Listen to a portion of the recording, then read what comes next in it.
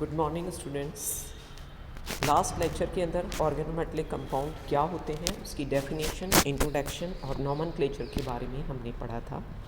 आज हम applications of organometallic compound के बारे में पढ़ेंगे।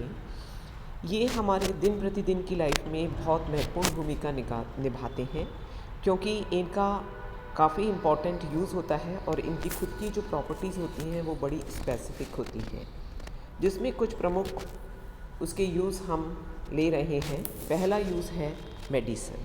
ये मेडिसिन के अंदर औषधि के रूप में यूज़ में लिए जाते हैं, जैसे मर्क्यूरोक्रोम।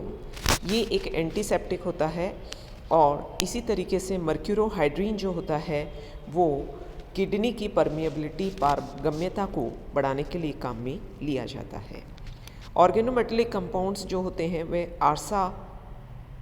अर्सा फिनोमिन्स जो होते हैं वो सिफिलिस के उपयोग में की बीमारी के उपयोग में लिए जाते हैं।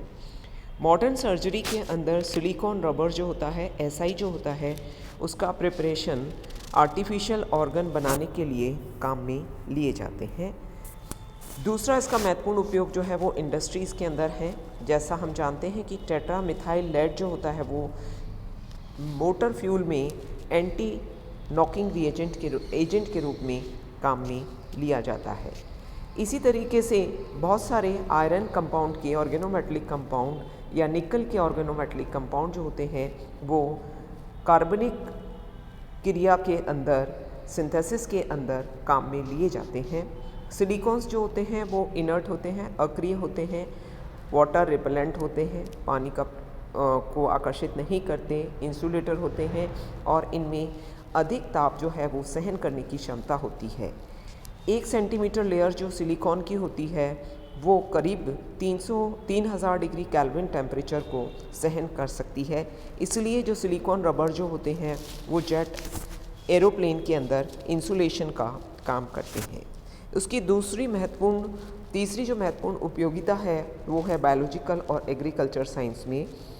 शुरू में इथाइल मर्करी क्लोराइड जो है वो यूज़ में लिया जाता था सीड को प्रिवेंट करने के लिए और उसके ट्रीटमेंट के लिए, क्योंकि जो इथाइल मर्करी क्लोराइड होता है वो पॉइजनस होता है। पॉइजनस इफेक्ट के कारण एक ड्रॉप जो है वो ऑर्गेनोमेटेलिक कंपाउंड की टिन की जो है वो यूज़ की जाती है। 2 क्लोरो इथाइल फॉस्फोरिक एसिड्स जो होते हैं ये फ्रूट को पकाने के लिए काम में लिए जाते हैं, वेजिटेबल्स को पकाने के लिए काम में लिए जाते हैं। जो पहले हम इथाइलिन गैस, एसिटिलीन गैस का उपयोग फ्रूट की राइपनिंग के लिए करते थे, अब उसकी जगह हम टिन के ऑर्गेनोमेटेलिक कंपाउंड का उपयोग जो है वो करते हैं। ऑर्गेनिक कंपाउंड जो होते हैं मेटेलिक कंपाउंड बोरोन के, ये जो है वो ग्रोथ कंट्रोलर के रूप में प्लांट में काम में लिए जाते हैं। इसके अलावा मर्करी के, आर्सेनिक के, टिन के, एंटीमनी के जो कंपाउंड्स होते हैं ऑर्गेनोमेटेलिक कंपाउंड वो हर्बिसाइड के रूप में, फंजीसाइड के रूप में या बैक्टीरियासाइड के रूप में काम में लिए जाते हैं। इसी तरीके से जो ऑर्गेनोमेटेलिक कंपाउंड हैं वो बहुत महत्वपूर्ण भूमिका निभाते हैं उत्प्रेरक के रूप में, जिसे हम जानते हैं जिगलर नाटा रिएजेंट। जो ट्राइथाइल एल्यूमिनियम और टाइटेनियम टेट्राक्लोराइड का मिक्सचर होता है ये पॉलीमराइजेशन ऑफ ईथीन के लिए काम में लिए जाते हैं। इससे इसकी यील्ड परसेंटेज बढ़ जाती है और इसकी स्टीरियोकेमिस्ट्री कंट्रोल करके स्पेसिफिक टाइप के पॉलीमर बनाए जाते हैं। ये जो कई ऑर्गेनोमेटेलिक कंपाउंड्स जो ट्रांजिशन मेटल से, संक्रमण धातु से मिलकर के बनते हैं, वो होमोजीनियस कैटलिस्ट के रूप में भी उपयोग में लिए जाते हैं।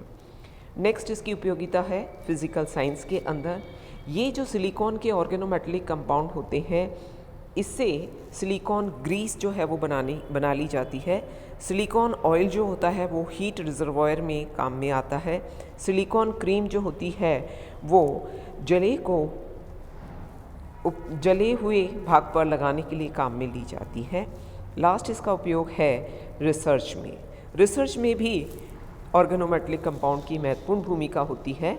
जैसे TMS है, टेट्रामिथाइलसाइलिन, इसका यूज़ जो है वो NMR स्पेक्ट्रोस्कोपी में एक स्टैंडर्ड रेफरेंस के रूप में उपयोग में लिया जाता है। ये ऑर्गेनोमेटेलिक कंपाउंड्स जो होते हैं कहीं रिएजेंट्स के रूप में, कहीं कैटलिस्ट के रूप में ऑर्गेनिक कंपाउंड के सिंथेसिस में काम में लिए जाते हैं। अब हम एक एक स्पेसिफिक कंपाउंड पढ़ेंगे।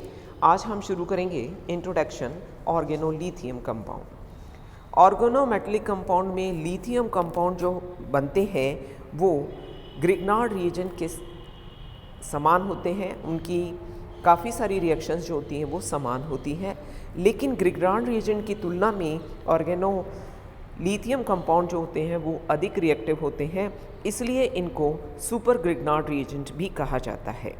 पहले हम ले रहे हैं सिंथेसिस।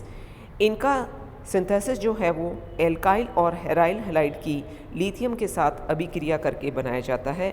जैसे लिथियम को इथाइल क्लोराइड के साथ ट्रीट किया तो इथाइल लिथियम और लिथियम क्लोराइड बनता है। इसी तरीके से अगर एरोमेटिक हैलाइड हम लें, क्लोरोबेंजीन लें, तो ये फिनाइल लिथियम बनाता है।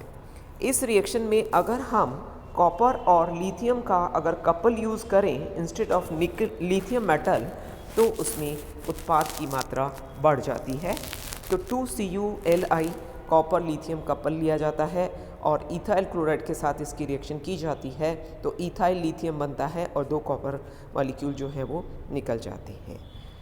दूसरी इसकी प्रिपरेशन है मेटल एक्सचेंज से। इस प्रोसेस में लिथियम पहले से लगा हुआ होता है और उसको more electron negative organic radical से लेस इलेक्ट्रोनेगेटिव रेडिकल के द्वारा रिप्लेस किया जा सकता है। उदाहरणतः जैसे ब्यूटाइल लिथियम की क्रिया अगर फिनाइल आयोडाइड के साथ की जाए तो ब्यूटाइल जो है वो आयोडाइड के साथ जुड़ जाएगा और फिनाइल आयोडाइड जो है वो लिथियम के साथ जुड़ जाएगा। तो इस तरीके से जो आयोडाइड था वो एक्सचेंज हो गया लिथियम के द्वारा। इसी तरीके से C6H5Li जो है इसमें ब्रोमो इथीन लिया जाता है। तो ब्रोमो इथीन जो है वो ब्रोमीन रिप्लेस हो जाता है लिथियम से और मेटल एक्सचेंज के द्वारा इसको प्रिपेयर किया जा सकता है। नेक्स्ट इसकी प्रिपरेशन है by the exchange of metal hydrogen atom. जैसे हम देखें तो फिनाइल एसिटिलीन है, इसमें ये हाइड्रोजन एसिडिक हाइड्रोजन है। अगर इसकी फिनाइल लिथियम से क्रिया की जाए तो ये एसिडिक हाइड्रोजन जो है वो रिप्लेस हो जाता है लिथियम के द्वारा। इस रिएक्शन के अंदर एसिडिक हाइड्रोजन जो है वो लिथियम के द्वारा रिप्लेस हो जाता है। इसी तरीके से अगर एरोमेटिक ग्रुप जो है किसी सब्स्टिट्यूएंट में एल्कीन के साथ मौजूद है तो ये लिथियम के साथ एडिशन रिएक्शन करके पॉलीलिथियम कंपाउंड देता है। उदाहरण है जैसे हमने इथाइलिन के दोनों हाइड्रोजन को फिनाइल ग्रुप से सब्स्टिट्यूट कर दिया, 2 लिथियम मेटल के रूप में यहाँ पर लिए, तो आप ये देखेंगे कि ये जो डबल बॉन्ड है इसके ऊपर लिथियम और लिथियम जो है वो आकर के ऐड हो गया। तो एरोमेटिक सब्स्टिट्यूटेड एल्कीन्स के ऊपर लिथियम की एडिशन रिएक्शन करके पॉलीलिथियम ऑर्गेनोमेटेलिक कंपाउंड बनाया जा सकता है। लास्ट प्रिपरेशन है एल्काइल लिथियम।